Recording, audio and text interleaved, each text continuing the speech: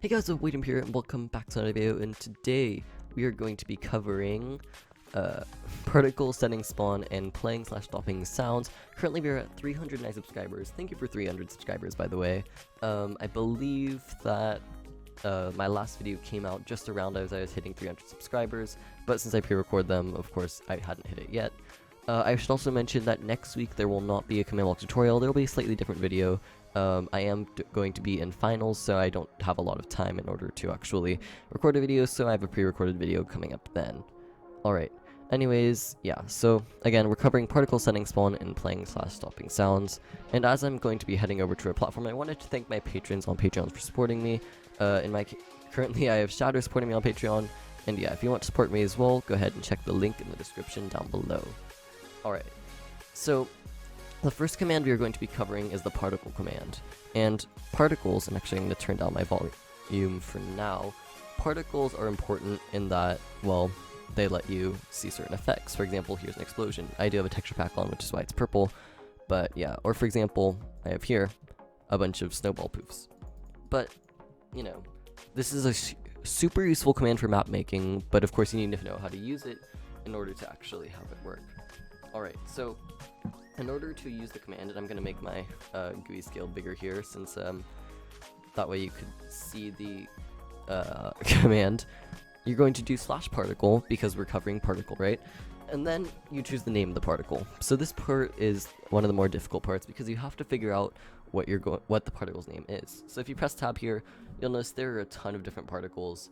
But say, for example, I wanted to create a let's see, a spell effect, right?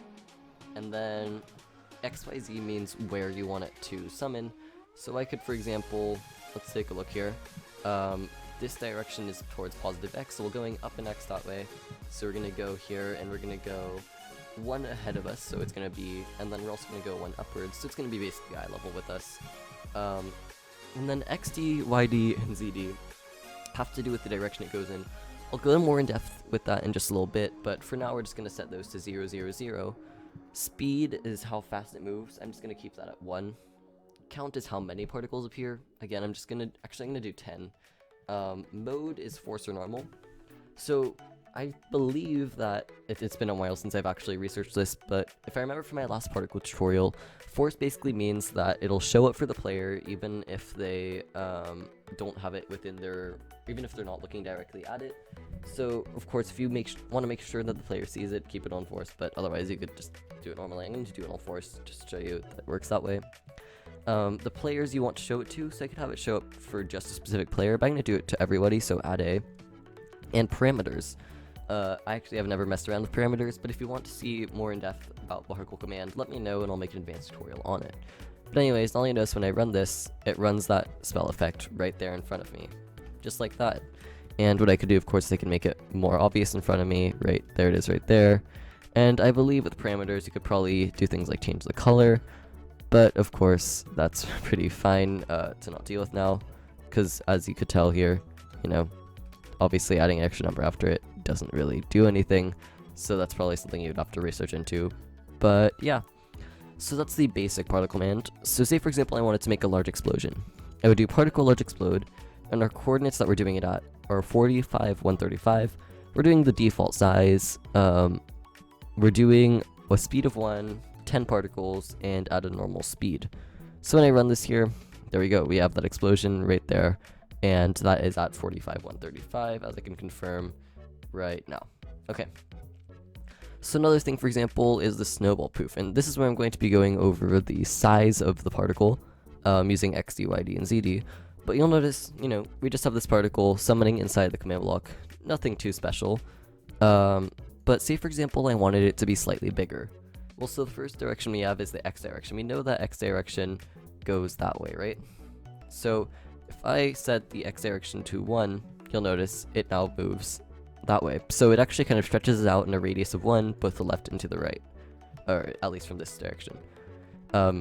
And then I could go ahead and make it, say, taller. And now we're going to make it taller by 2, and you'll notice it also goes up a little bit. Right? So we have this, like, little wall.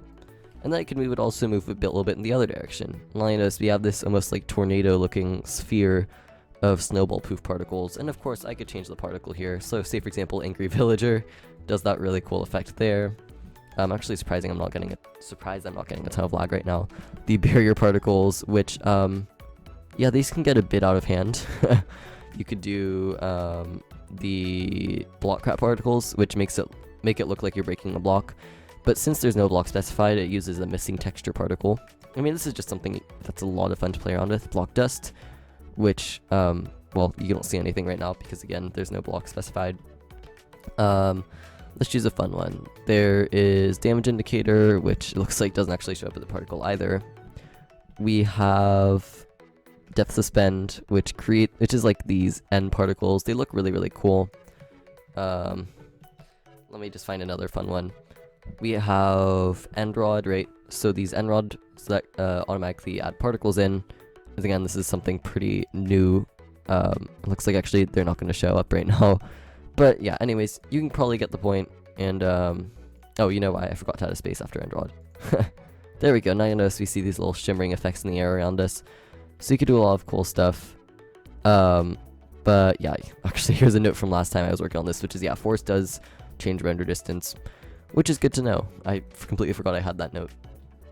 And then I would cover setting spawn next, because I believe that's the other thing we were planning to cover. Let me just go ahead here and we will double check, because I easily forget these things.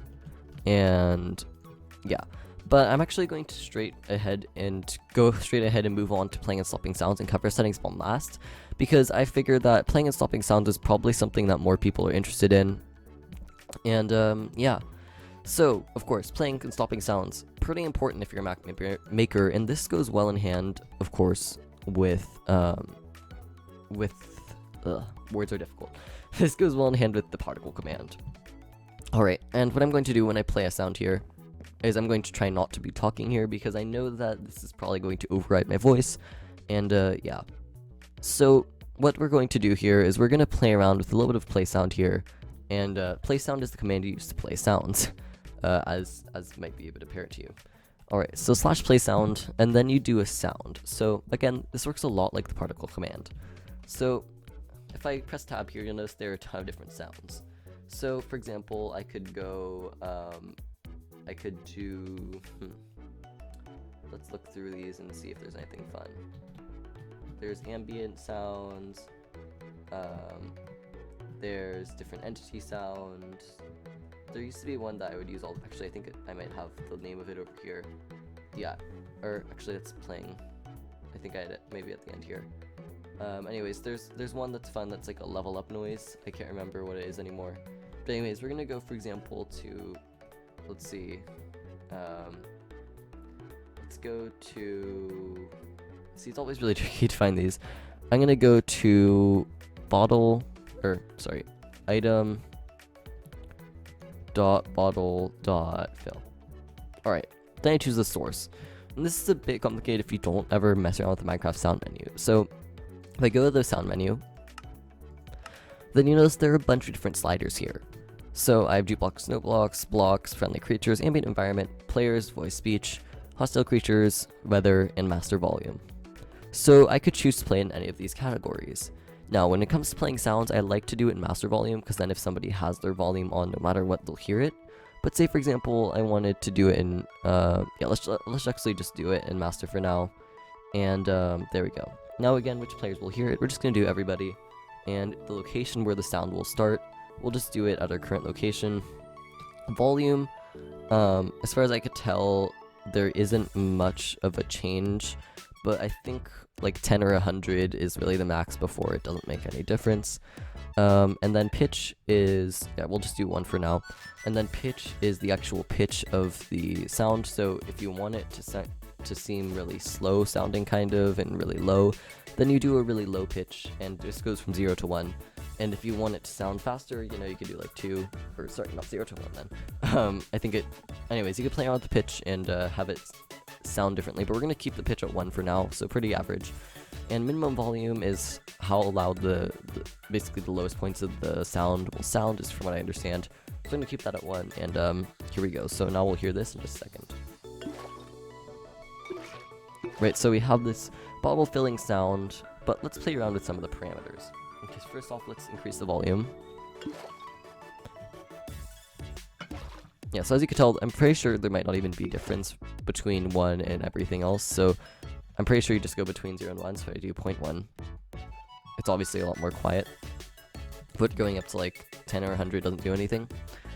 Pitch, again, we're gonna test that out right now. So if I change the pitch to 2, which will be, you know, double the pitch, you notice it sounds a lot kind of, it goes a bit faster and it sounds kind of higher pitched.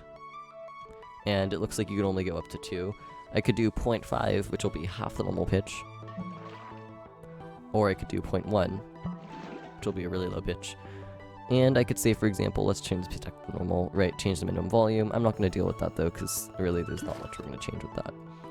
So one of my favorite ones, actually, though, to play is the Elytra or Elytra sound. So if I go Minecraft item.elytra.flying, you know, so you could just play that sound in command. But this is one of those longer sounds where if you have it playing, it can get really annoying. Right? So how do we stop it immediately? Well, this is using the Stopsound command. So the Stopsound command works pretty simply. So if I am, say, having this playing, right, just like so, then I want, and actually, I'm going to turn my volume down to like 2% so that you can't really hear it. I'm going to do /Stopsound, Wavejump Games, source. So again, this is like where I want it to be stopping from. I'm going to go for master because we know that's going to be coming from master. And the sound, you could specify what sound to stop, or you could just stop all of them. So I'm going to go ahead and turn this back up and show you an example.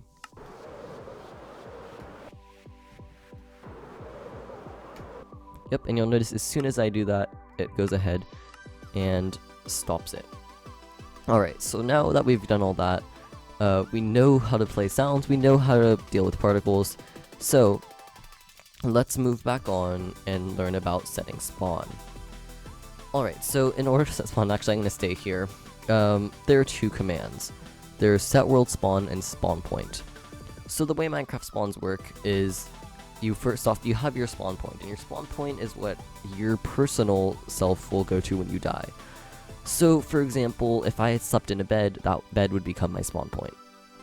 Pretty simple, but that's not the world spawn. The world spawn is what happens, A, when your home bed is obstructed, as you'll see an error of typically in chat, or B, when you just joined the game and haven't set a spawn yet.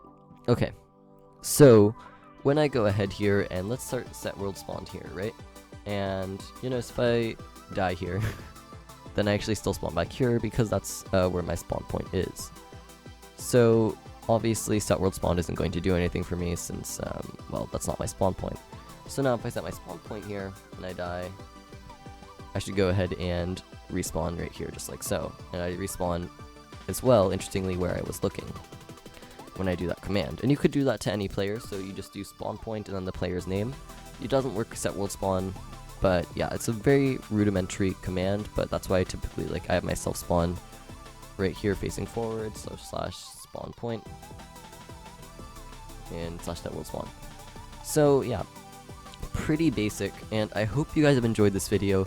If you have, go ahead and leave a like down below, subscribe if you haven't already, share it with your friends if you think it would help them, and consider supporting me on Patreon. Again, next week I will not have a command block tutorial out because I'm going to be in finals, so I'll have a bit of a different video. In fact, there'll be 2 videos, so stay tuned for that. I upload every Wednesday, and yeah, once again, thanks for watching. Bye!